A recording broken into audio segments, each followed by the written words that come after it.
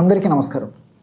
తెల్ల మచ్చల వ్యాధి ఈ మధ్యకాలంలో ఎక్కువ మందిని వేధించేటువంటి అత్యంత చర్మానికి సంబంధించినటువంటి అత్యంత సర్వసాధారణటువంటి చర్మ వ్యాధిగా మారిపోయేటువంటి పరిస్థితి ఆధునిక నాగరికత పుణ్యం అని చెప్పేసి కలుగుతుంది. దీన్నే వీటిలిగో అనేటువంటి పేరుతో పిలుస్తుంటారు, ల్యూకోడర్మా అనేటువంటి పేరుతో పిలుస్తుంటారు, సర్వసాధారణంగా తెల్ల మచ్చల వ్యాధి అనేటువంటి పేరుతో పిలుస్తుంటారు అనమాట.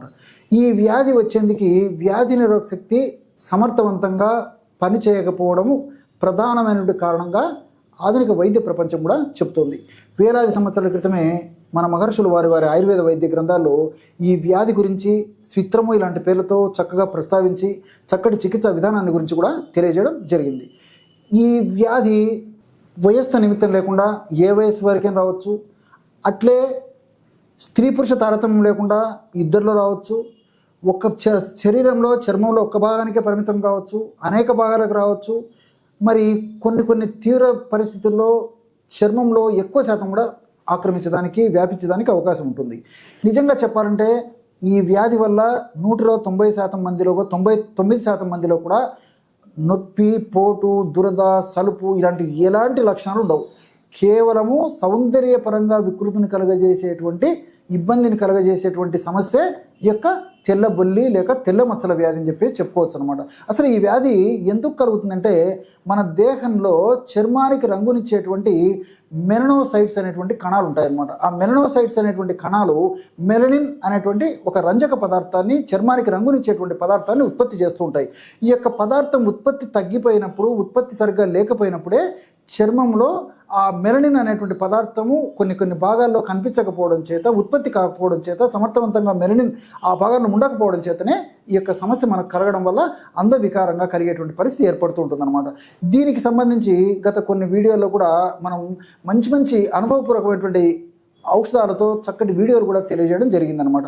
అవన్నీ కూడా ఎంతోమంది వాడి చక్కటి ఫలితాలు పొంది కామెంట్స్ రూపంలో, ఫోన్స్ ద్వారా కూడా తెలియజేసి వాళ్ళ సంతోషాన్ని కూడా మాతో వ్యక్తం చేయడం జరిగింది.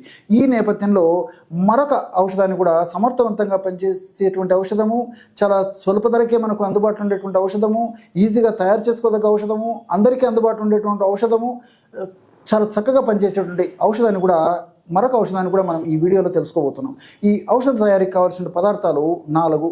తెల్ల ఈశ్వరి వేరు చూర్ణము ఒక 25 గ్రాములు తీసుకోండి, లేకపోతే నల్ల ఈశ్వరి వేరు దొరికినా సరిపోతుంది అనమాట. ఈశ్వరి కొండ ప్రాంతాల్లో పెరిగేటువంటి ఒక మొక్క. ఈ ఈశ్వరి వేరు మనకు అందుబాటులో సంవత్సరం అంతా కూడా పచారి కొట్టలో కూడా దొరుకుతుంది అనమాట. కాబట్టి ఈశ్వరి వేరు తెచ్చుకొని దీన్ని అరిస్టలోకియా ఇండికా అనేటువంటి పేరుతో పిలుస్తుంటారు అనమాట. ఈ ఈశ్వరి వేరు తెచ్చుకొని దంచేసేసి చూర్ణంలాగా తయారు చేసుకొని ఆ చూర్ణాన్ని ఒక 25 గ్రాములు తీసుకోండి. అట్లే రెండవ పదార్థంగా వాయు విడంగ చూర్ణం, బాగా నిదానంగా రాసుకోండి. వాయు విడంగ చూర్ణం. మనకు వాయు విడంగాలు అని చెప్పేసి ఈ మిరియాల్లాగా ఉన్నటువంటి ఒక గింజలు మనకు మార్కెట్లో దొరుకుతాయి. వాయు విడంగాలు మిరియాల్లాగా ఉంటాయి అన్నమాట. మిరియాలు కాస్త గరుగ్గా ఉంటాయి, చాలా నున్నగా ఉంటాయి. ఇవి మనకు మార్కెట్లో దొరుకుతాయి. అది కూడా మనకి ఈజీగా దొరుకుతుంది. తెచ్చుకొని పౌడర్ తయారు చేసేసుకొని 25 గ్రాములు వాయు విడంగాల చూర్ణం తీసుకోవాలి. అట్లే వేప బెరడు చూర్ణం ఒక 25 గ్రాములు తీసుకోవాలి. బావంచాల చూర్ణం 25 గ్రాములు తీసుకోవాలి. ఈ వేప బెరడు చూర్ణం కూడా మనం సొంతం తయారు చేసుకోవచ్చు, లేకపోతే మార్కెట్లో కూడా దొరుకుతుంది.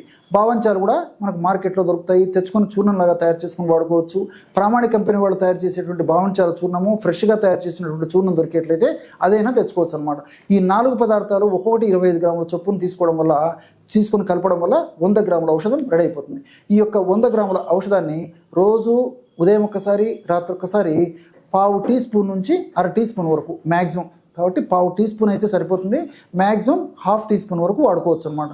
కాబట్టి ఈ యొక్క ఔషధాన్ని తీసుకొని తేనె వాడదైనటువంటి వాళ్ళందరూ కూడా తగినంత తేనెతో కలిపి తీసుకోవచ్చు, లేకపోతే ఇదే పౌడర్ని నీళ్ళలో కలిపి తీసుకోవచ్చు, కాస్త పౌడర్ని నోట్లో వేసుకొని నీళ్ళు తాగొచ్చు, లేకపోతే పాలలో కలిపి కూడా తీసుకోవచ్చు. కాబట్టి ఎవరికి ఎలా వీలైతే అలాగా ఈ యొక్క ఔషధాన్ని వాడుకోవడం వల్ల చాలా సమర్థవంతమైన ఫలితాలు కలుగుతాయి.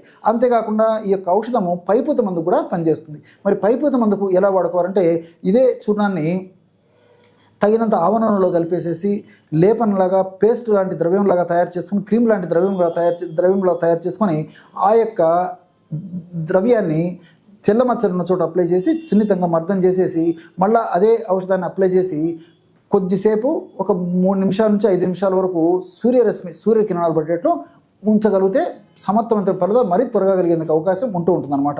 ఈ విధంగా కడుపులోకి ఔషధాన్ని వాడుతూ పైపూత మందుగా కూడా వాడుకోవడం వల్ల ఫలితాలు మరింత త్వరగా కలిగేందుకు అవకాశం ఉంటుంది. ఆయుర్వేద, గిరిజన మూలిక మరియు పారంపర వైద్యం చేసే ప్రతి ఒక్కరూ మా ఛానల్ ద్వారా మీ విద్యను ప్రజలకు తెలపాలనుకుంటే మా నంబర్కి కాల్ లేదా వాట్సాప్ చేయండి. మీ దగ్గర ఉన్న ఆయుర్వేద మరియు హెర్బల్ ప్రొడక్ట్స్లను మా ఛానల్ ద్వారా ప్రజల్లోకి తీసుకువెళ్తాం. వీడియో కనుక మీకు నచ్చినట్లయితే లైక్ చేయండి, షేర్ చేయండి. మరిన్ని వీడియోస్ కోసం మా ఛానల్ని సబ్స్క్రైబ్ చేయండి. మీ అభిప్రాయాలు మాకు కామెంట్స్ రూపంలో చెప్పండి. మరిన్ని వీడియోస్ కోసం మా ఛానల్ని సబ్స్క్రైబ్ చేయండి.